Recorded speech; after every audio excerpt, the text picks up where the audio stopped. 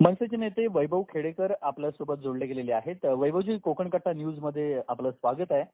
वैष्णवी नमस्कार. हत्या प्रकरण अगदी आता ताजं असतानाच आपल्या गुहागरमध्ये अतिशय संतापजनक प्रकार घडलाय.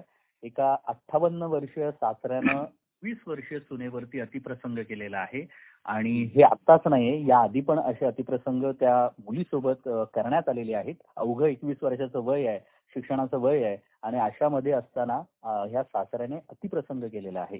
आपली पहिली प्रतिक्रिया, कारण अशा घटना कोकणात देखील आता घडायला लागल्यात. नाही, प्रथमतः एक कोकणवासी म्हणून या घटनेचा मी निषेध करतो. अतिशय घृणास्पद हा प्रकार आहे आणि निंदनीय देखील आहे. खरं तर कोकणची संस्कृती नाही. या सासरा आणि सून ह्या नात्याला काळिमा फासणारा हा प्रकार आहे. परवाच एक मी फेसबुकवरती महिलेचं म्हणजे महिला पदाधिकारी आहेत, त्यांनी हा विषय लावून धरला आणि मग हा विषय ऐरणीवरती आला. खर तर ह्या सगळ्या घटना कोकणाच्या वरती, घाटमाथ्यावरती या सगळ्या आपण पाहतो, ज्या वैष्णवी अगवणीच्या संदर्भातल्या. तर एक कोकण हे सुजलाम सुफलाम आहे, इथली संस्कृती वेगळी आहे. परंतु ही जर कीड कोकणाला लागत असेल तर अशा व्यक्तींवरती ताबडतोब कारवाई व्हायला पाहिजे.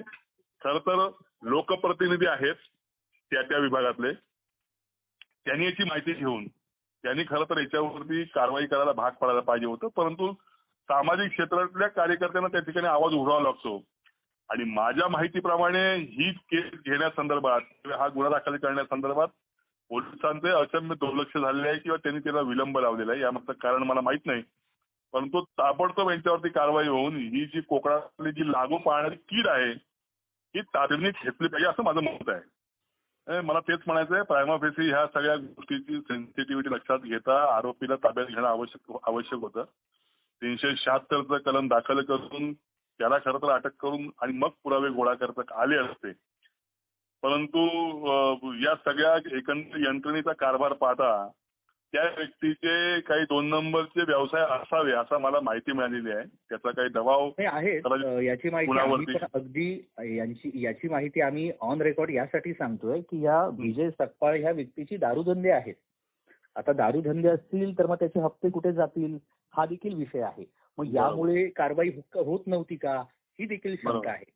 आम्ही जी तिथल्या स्थानिक लोकांजवळ संवाद साधला, आम्ही या सगळ्या केसचा फॉलोअप करतोय, तर आम्हाला ते कळलं की या व्यक्तीचा, सदर व्यक्तीचे 2 स्टोअर आहेत, दारूचा धंदा आहे.